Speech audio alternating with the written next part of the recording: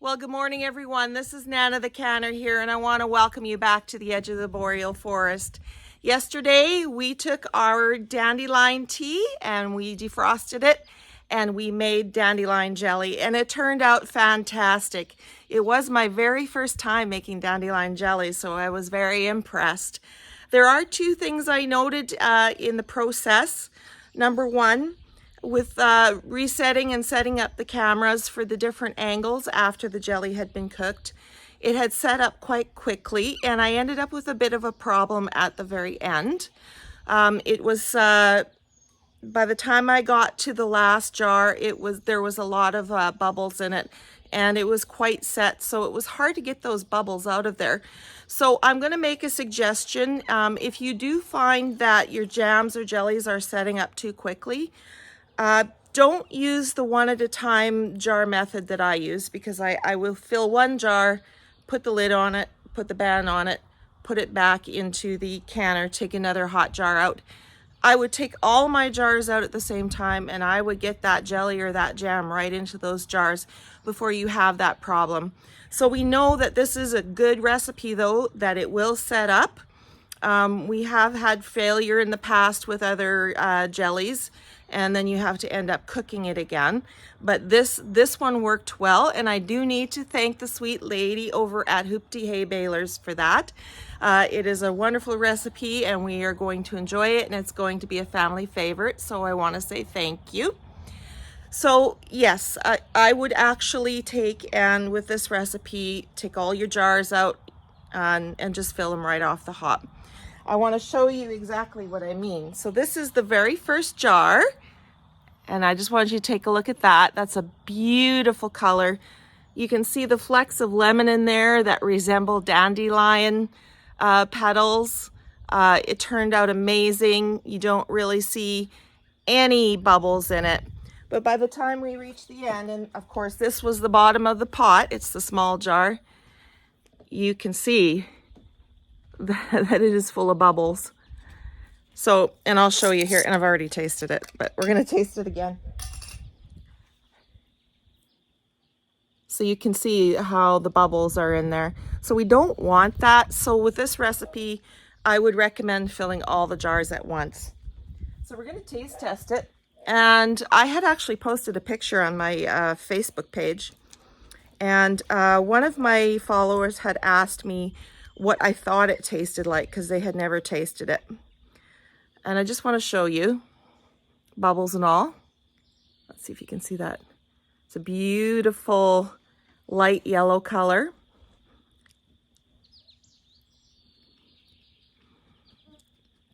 So what I told her was, I could taste a bit of the lemon juice, which is to be expected because there is lemon in the recipe.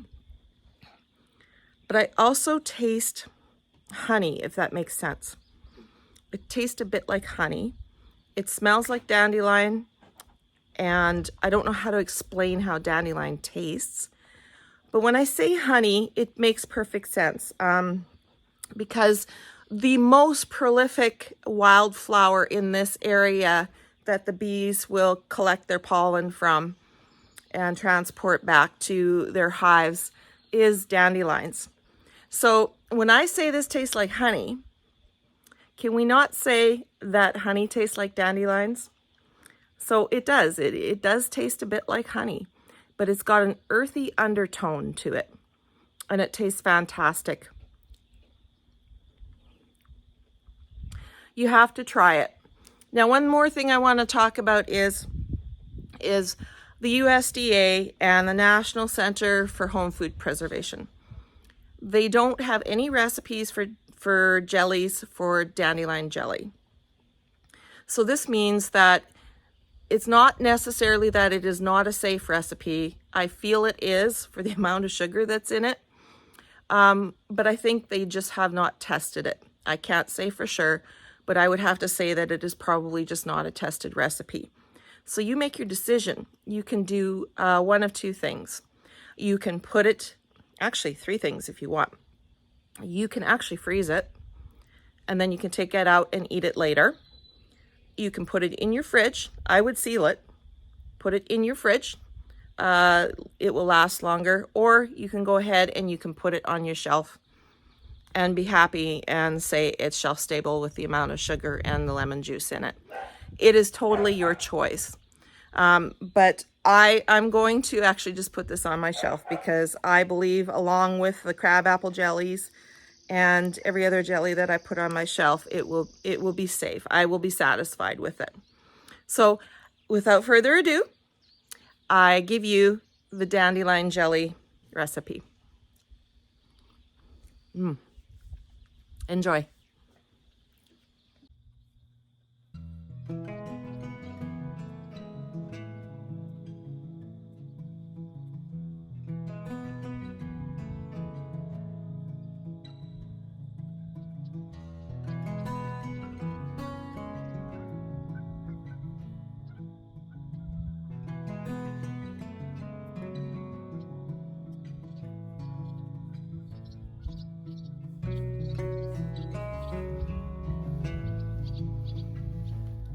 Let's see if you can see this.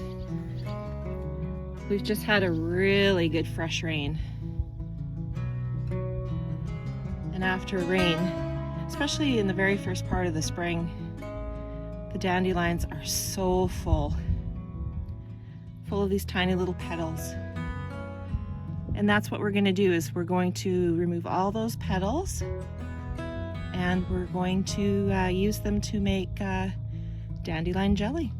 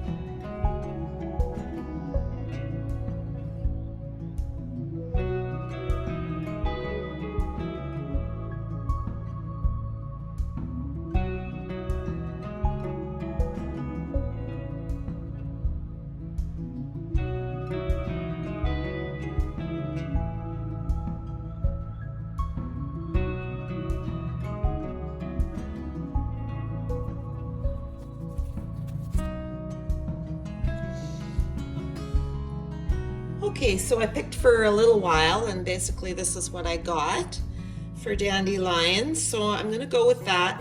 Some of them are starting to wilt, so I do want to get the petals off of them as soon as possible. So I've seen it done in a couple of ways. I've seen people roll it so that you're facing the bottom, and then they just take and pull the petals this way. Once they've got all the big petals from around the sides, then they come in, twist the inner part, and pull it apart there. There. And I've also seen it where, let me see if I can get a good one to give you a good example here. So basically, they gather the flower together and twist. And it didn't come out. I think I like the other way better. I did it when I was out in the field. I was doing it, but these petals are a little bit softer now, so maybe it's not going to work with them. These are a little bit longer. So basically, bring the flower together and twist. Yeah, I'm thinking that it probably only works well with freshly picked ones. But I did, like I said, I did have that particular technique working out in the field when I was collecting.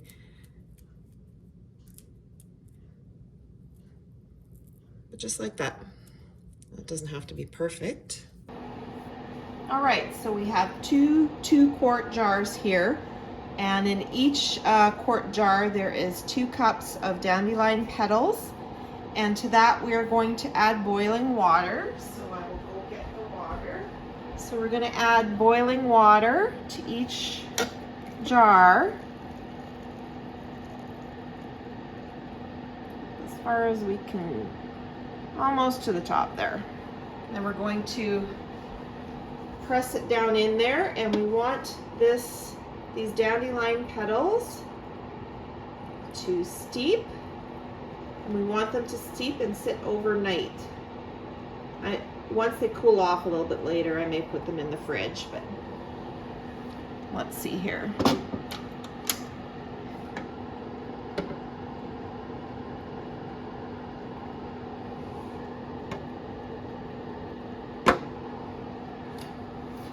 Okay.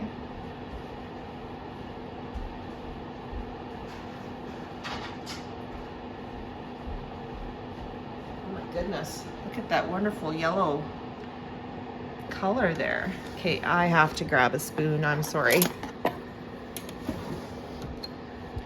Put you right back where we found you. There we go.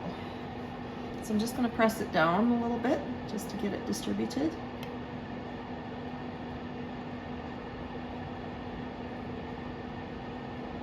You might even top these jars off too.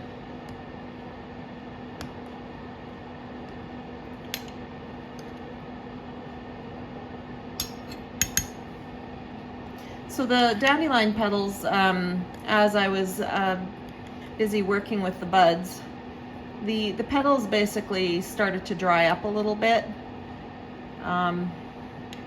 So they're pretty much right now they're rehydrating.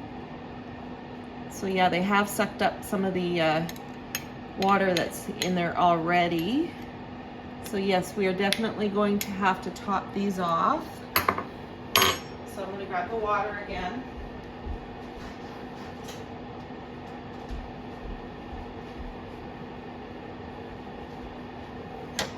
And we'll just top them off. We'll get as much dandelion tea as we can extracted. We went to all that work to do the petals today. We want to get as much as possible. Okay, so I'm going to let that cool, and then I'm going to put a lid on it on both of them, and once they're totally cooled off, I'm actually going to set them in the fridge for the night. And then tomorrow we will strain our dandelion tea out, and I don't think we're going to have time to make jelly tomorrow, but what we're going to do once we get the dandelion tea strained out is we're actually going to put it in containers, and we're actually going to freeze it until we're ready to make this dandelion jelly. So you don't have to do this process all at once. You can actually just pick the dandelions, steep your tea once you've got the petals off of the buds, and then cool your tea off, and you can put it in a container and throw it in the freezer for later.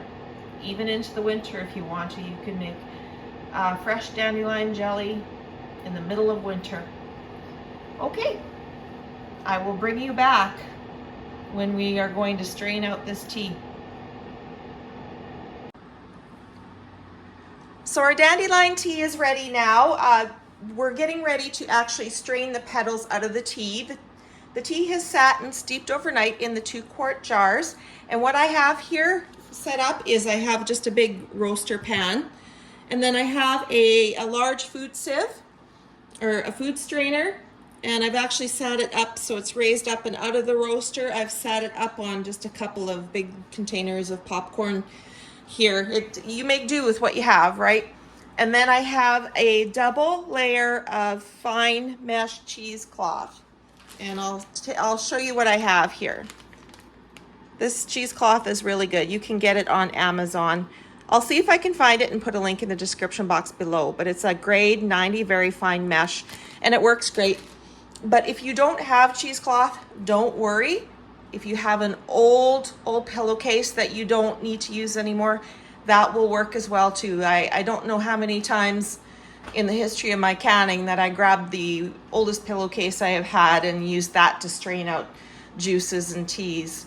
So we have this, and what we've done with the cheesecloth is we've actually moistened it, got it wet with some water, and we've squeezed out the water, the excess water. And the reason for doing that is so that when we pour the tea through it, it is not all soaked up into the cheesecloth. It will just continue down through the cheesecloth and into the roasting pan, so you don't lose that precious tea that you've worked so hard to to get, especially when you're pulling all those little dandelion petals out of the dandelion heads. So we're just going to get ready here to strain the tea.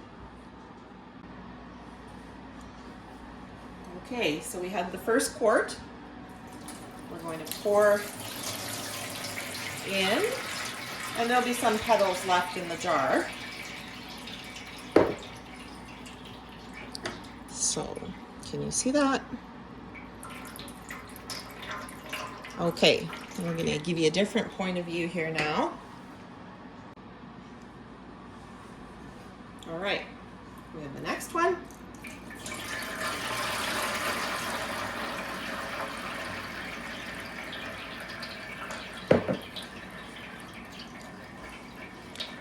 So now we are just gonna let that sit for a while and let gravity do its job. And then when it stopped dripping, I'm gonna take it even farther, and I'm going to take the cheesecloth and bring it up, and I'm gonna squeeze out the rest of that dandelion tea so we get every bit of goodness. Okay, so it's almost dripping. So I'm gonna bring up the edges of the cheesecloth. You can already see that there's more coming out. I'm going to take the food strainer out. You just want to see if you can see this. Yeah, you can. And twist and squeeze. And we'll squeeze it all out. Get every bit that we can.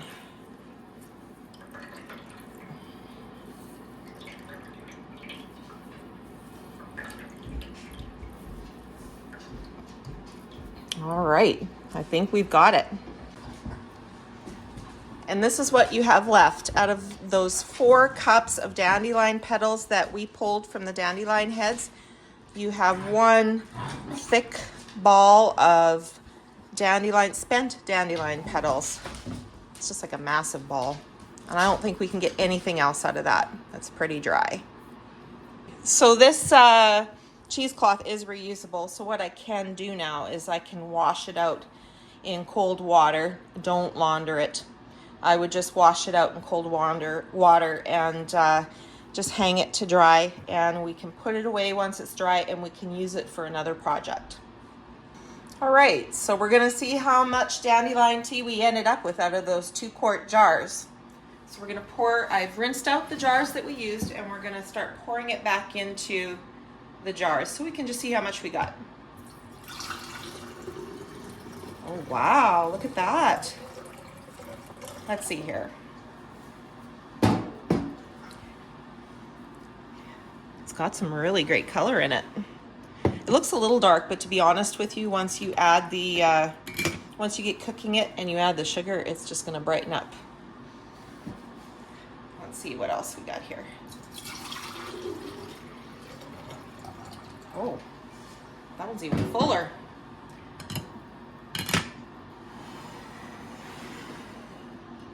That's amazing color.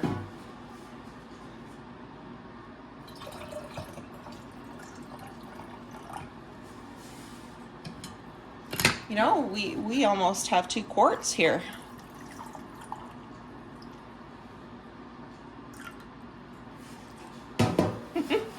This is exciting. So you take a look at that. We definitely have 4 cups in each one. Definitely. Let's bring you down here. Want to get these behind where the light shines through so that you can actually see the color here. Because for me and the grandchildren, this kind of stuff, it has to be appealing for them. Let's bring it up into the light for you.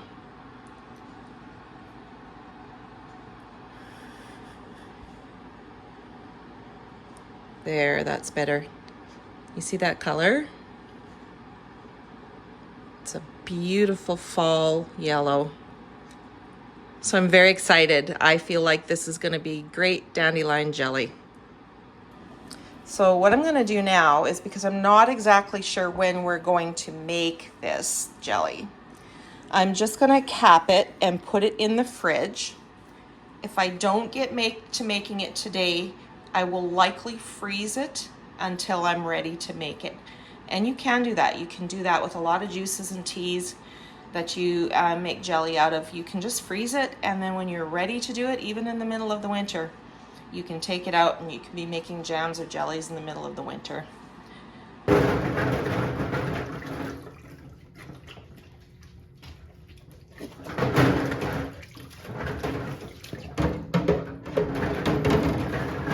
So it's best to use a pair of tongs with like rubber or something softer on the ends here. To put metal, like metal knives or metal tongs inside the jar, you risk scratching the inside of the jar and compromising the integrity of the jar. So I've always been seen and been taught that you use something other than metal to debubble and to pull your jars out of the hot water.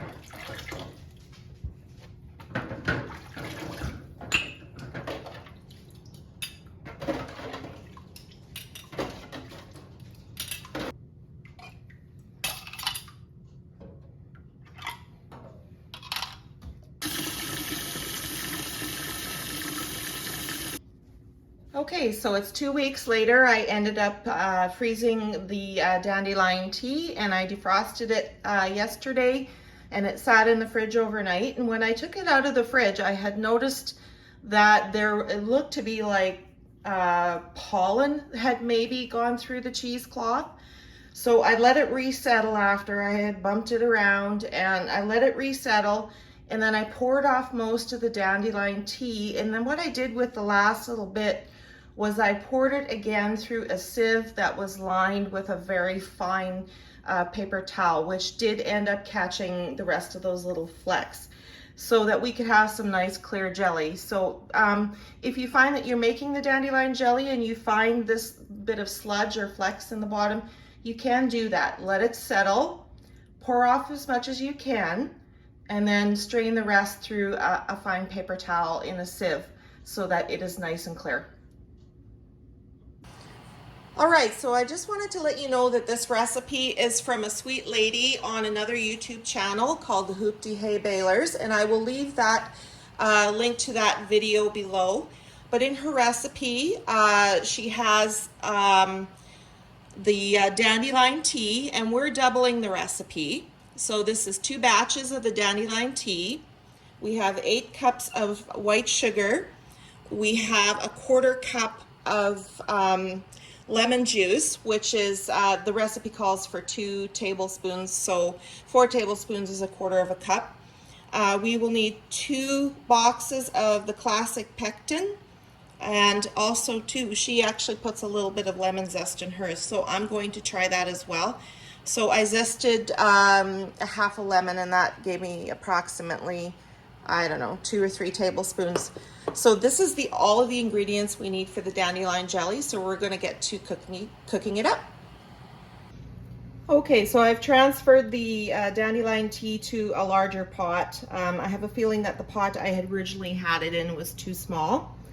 So I've transferred it to a larger pot, and we're going to add in right away our lemon juice and the zest off a 1/2 lemon. And in the process of zesting the lemon, I zested my hand. You can imagine how much that hurt. Okay, so just gonna stir this in, and then we're gonna bring this up to a boil.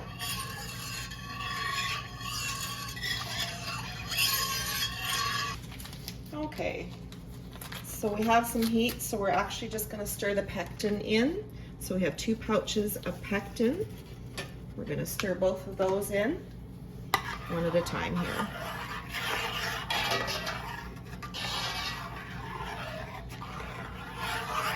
And there's 1.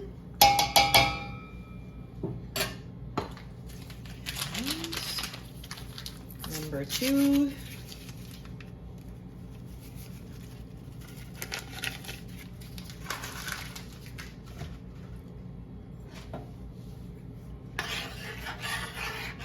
Get that stirred in.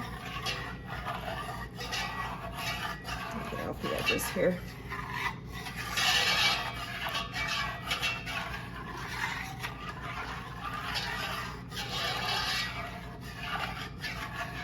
And then we're going to bring this to a full boil. And at that point in time, then we're going to add the sugar.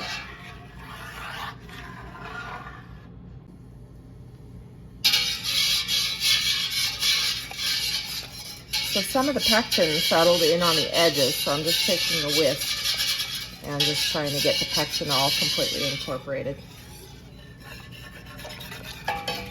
Okay. We're just gonna give it a slow stir as we bring it to that full rolling boil. Okay, so we're at the rolling boil and we're gonna add our sugar quick like, and then we're gonna stir it in, making sure that we're stirring the sugar in until it's dissolved because we don't want it to burn to the bottom. Making sure that it is fully dissolved.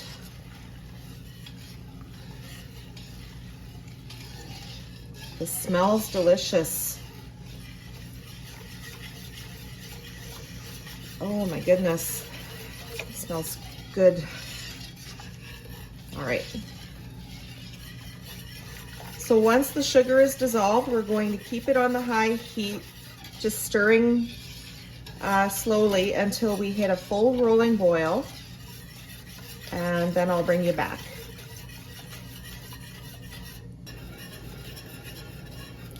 Okay, so it's coming back to a full rolling boil, and because this is my first time making dandelion jelly, I'm going to take the thermometer and I'm actually going to bring it to the set point that jelly would set at. Like if you're not using pectin, you can actually make jams and jellies without pectin, but I want to bring it back to the set point, or bring it up to the set point where I know for sure that this is going to set. So the set point is 220 degrees Fahrenheit. So I'm going to boil this until we hit that point.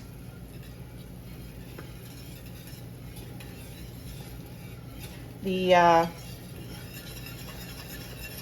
pot is quite deep, so I can't lay it on or attach it to the side, so it's very hot. So we're getting there. 215.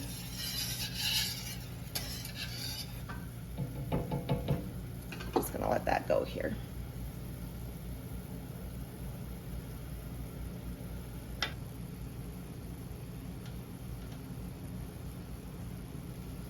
$217.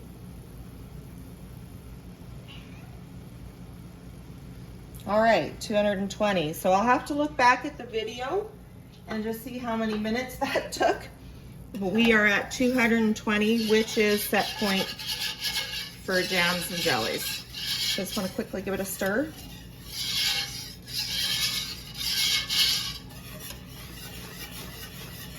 There we go. I'll let that settle down. The heat is off.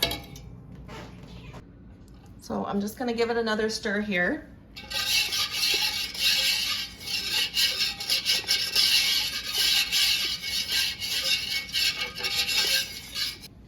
So let's see if we can skim some of that foam off.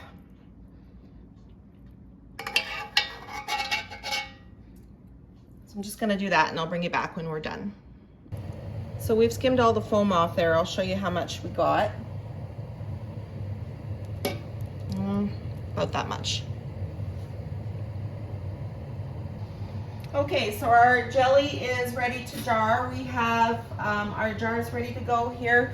We also have a bit of vinegar in a little bowl to wipe the rims with, and we've also heated up our lids just a little bit to soften the compound. So we're going to get started here because it looks like it's already starting to set up for us. So we need to get moving. So I'm just going to give it a quick stir here. And we're going to jar this up. All right, let's get started.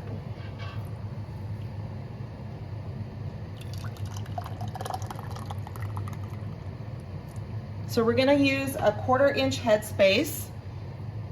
The headspace is there so that when it's processing, we're going to process for 15 minutes. That would be per my elevation.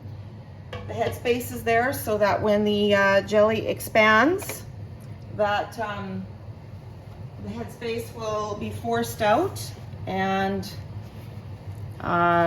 once it cools off, it will seal.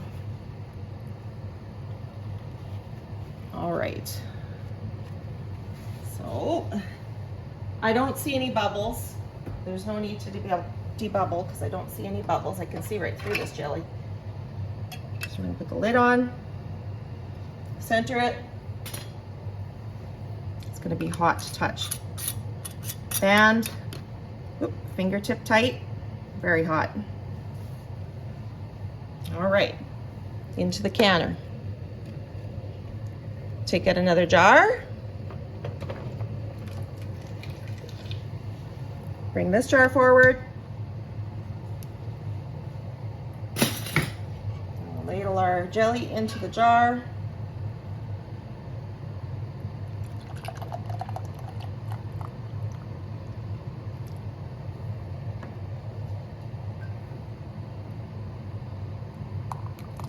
Quarter-inch headspace.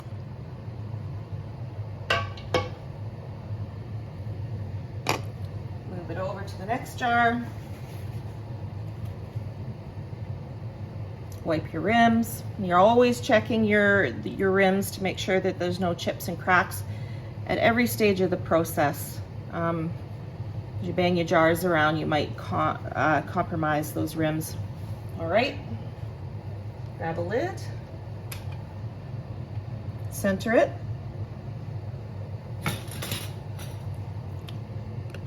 And fingertip tight.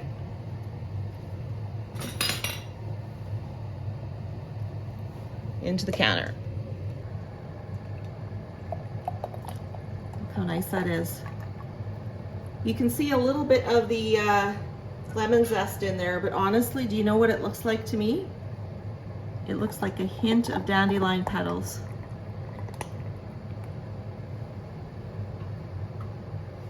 A little bit more. Quarter-inch headspace. Move this over. We have a few bubbles on the top, but that'll be fine.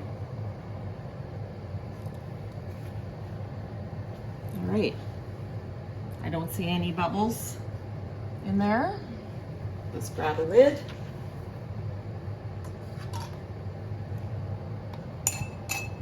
Center it on the jar. And the band, fingertip tight. And as you do this, you will find your rhythm. So we're gonna finish filling all the jars, and we'll bring you back when we're done. Okay, so I'm very excited because we ended up with 8 half pints of the dandelion jelly and 1/4 pint. So we're going to bring this up to a rolling boil, and then we're going to process it for 15 minutes. And then we can turn the canner off and just let the canner come down from heat, and then we can take the jars out. Also too, I want you to take that little bit of a bowl of vinegar and pour it straight into your canner. That will prevent any kind of scaly buildup on the jars through the canning process. Okay, so the canner has come to a full rolling boil, so we're going to time for 15 minutes now. So we've processed our dandelion jelly for 15 minutes. We turn the canner off, we remove the lid, let it cool down just a bit, and now we're pulling our jelly out.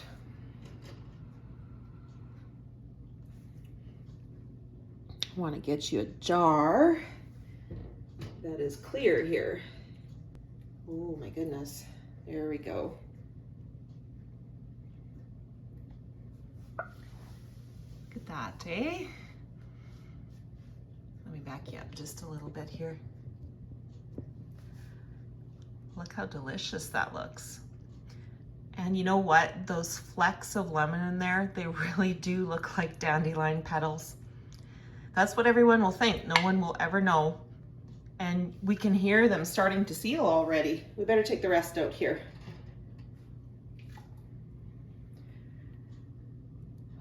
This is exciting. This is my first time making dandelion jelly. I've made lots of jams and jellies in the past, but never dandelion jelly. So I'm excited for the end product and for the taste testing. So we're going to let these sit and cool down, and hopefully they will all seal. And once they've cooled down and they've set a little bit, I'm going to bring you back and we are actually going to taste test it. So I'm very excited, very, very excited for this. Looks delicious.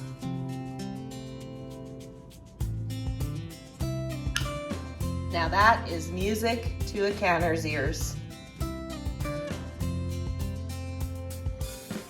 So all of our dandelion jelly jars have sealed. Every single one of them sealed well. We unsealed the one on the end here because we tasted it and it tastes magnificent.